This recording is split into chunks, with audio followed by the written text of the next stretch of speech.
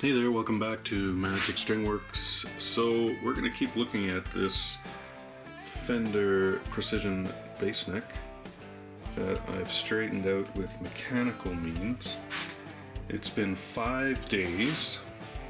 It's been sitting here on my workbench, haven't touched it. Okay, here's a straight edge. Let's see. Yeah, we definitely have an up bow.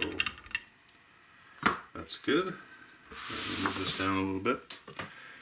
And can we look down the neck together here? Yeah, there's definitely, well, I can see it. I can definitely see just a little up bow right here. Right there in the neck. And hopefully, I think, yeah, I'm looking through the viewfinder here. I think you can see it too. Okay, so that's with the tension adjusted all the way to the right. Can't go any further. We can only loosen it, which is a good thing. So if this were under string tension, it would bend the neck back a little bit. How much? I don't know yet. I don't have a body to put this on. I'm looking around for one. But in the meantime, I've got something else I want to do to this neck. Alright, so far we've used mechanical means, so clamp pressure to bend the neck into a back bow and tighten the truss rod to hold it in that position. And so far, after 5 days, it's holding. Now, you can also use heat to help set the glue that's under the fingerboard, so between the fingerboard and the neck itself. That might help it too, right? It'll reshape the neck in a sense. So if you clamp it down and pressure it, put it under pressure and then heat it. I don't have a fancy heating system. And I've had many comments and emails about bring out the sock, bring out the sock. Well, here it is. Like I showed you, this is basically it's 2 athletic socks, 2 tube socks that I filled with uncooked rice. And you heat it up in the microwave. And I've used this many times. I've actually used it for my back too, as a heat compress. But yeah, it's just filled with rice. And then once it's heated up, put your neck in the position you want. Place it on the fingerboard like that. And then let it sit there and cool down. You can do it a few times, 2-3 times. But you know, I find that usually once or twice it seems to work fine. Nothing fancy, so we're gonna use the sock. Alright, I'll show you what to do. Okay, so we've got the neck back in its clamped position. I've clamped down the heel here on the edge of the work table. I've got a leather padded support here right around the 9th fret. And we're applying some pressure here at the 1st fret. And now we're already in a bit of a back bow, of course, so I've just sort of tightened it down till it doesn't really want to go anymore.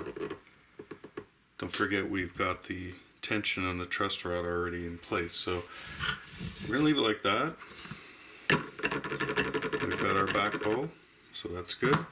Next thing to do is take our sock, heat it up, and we're going to put it right on there. Now, this is an unfinished natural fretboard, so I'm not worried about, you know, peeling off the finish. If this was spray lacquered or urethane, I wouldn't put this directly on there. You can put something in between, some aluminum foil, even another cloth, that kind of thing. But I've had people send me comments that have done this with maple fingerboards that have lacquer on them, and no issues. So this isn't getting super hot. I mean, probably about 175 to 200 degrees max, and then it starts to cool down, right? So once you've heated this sock up, put it down on your fretboard evenly, as much as you can. I'm also going to put this towel on top to help keep the heat in for a little while. So I have everything ready, ready to go before you heat up your sock. So you can put it right on and let it do its work. We're here in the kitchen. Just the microwave.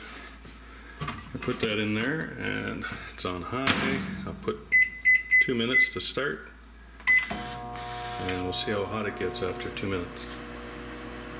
It might start to smell like rice. Okay, we're all done. This is 2 minutes on high. Let's see what temperature we got to here. Don't stick it in the bag, by the way.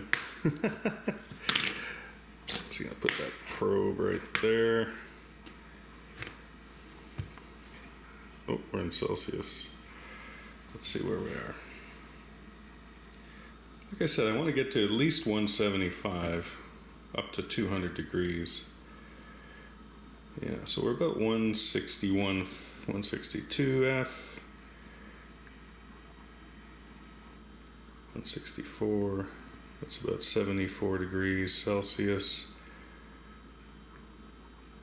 Yeah, I think we need a little bit hotter, so I'll do another 30 seconds or so. Okay, so that was another 45 seconds in the microwave. You can see we're at about 185, 186. So probably close to about 190 F, 87 degrees Celsius. So what I'm going to do is put it back in the microwave for about 30 seconds and then go down to the workshop before I lose too much of the heat, although it stays warm for quite a while. Ouch! That's pretty hot. Even though I've heated up this bag dozens and dozens of times, not hundreds of times, still a little bit of moisture that comes out of that rice, oddly enough. So that's why I only recommend doing this personally on a natural fretboard like this. I haven't done it on a maple varnished or lacquered neck. Other people have and said it works fine, but I can only say that I've done this on natural fretboards. So take that under advisement. Okay, so simple as taking your heated bag, flip it around a bit, I guess, make sure everything's even, put it on the fretboard, try and get that rice sort of spread around. Okay, got some good contact, and I'm going to take this towel, and I'm just going to put it over there. Now if this neck, the towels just sort of help keep the heat in a bit. So with this neck, because it's already been pre-bent under tension with the clamps, this might, this is really just, the heat is probably there just to help soften the glue and then let it harden again.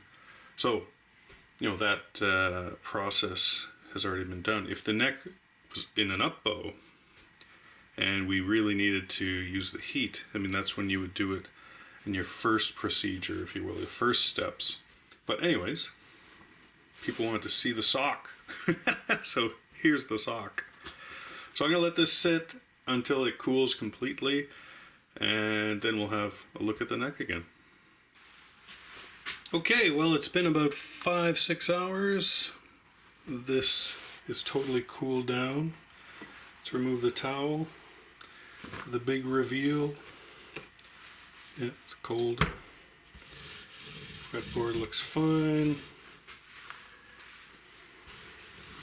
Like I said, I only really do this on natural fingerboards. They don't have lacquer or varnish on them. You can try it yourself otherwise, but I'm just saying I've only done it this way. Okay, let's release the tension on the neck. And there will be spring back, expecting that.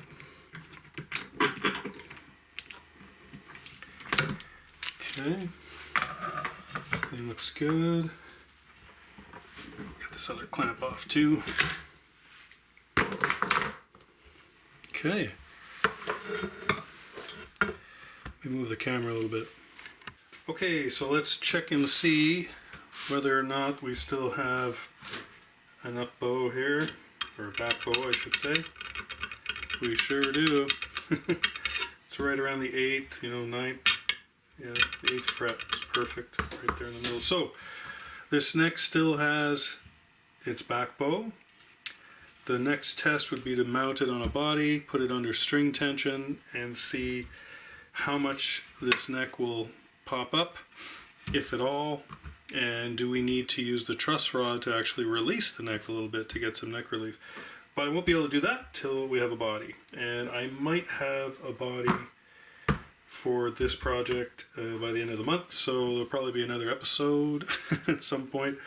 But tell me, what do you think about the hot sock method? Are you going to try that on one of your guitars or basses?